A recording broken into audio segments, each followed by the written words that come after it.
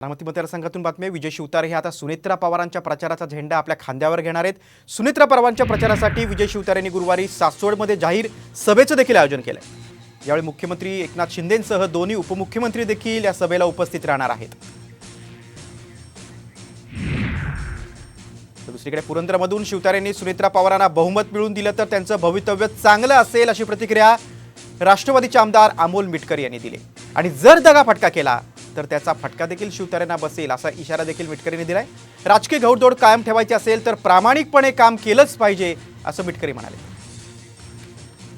मला तर सध्या तरी असं वाटते की महायुतीमध्ये ते जर त्यांनी स्वतः येऊन सांगितलं की सुनेत्रा वहिनींना मी पुरंदरमधून लीड देणार तर ते प्रामाणिकपणे काम करतील। शेवटी पुरंदर विधानसभेमध्ये त्यांच्या वतीनं किती लीड येतो याचं सगळी माहिती हे केंद्रातील बडे नेते घेतीलच।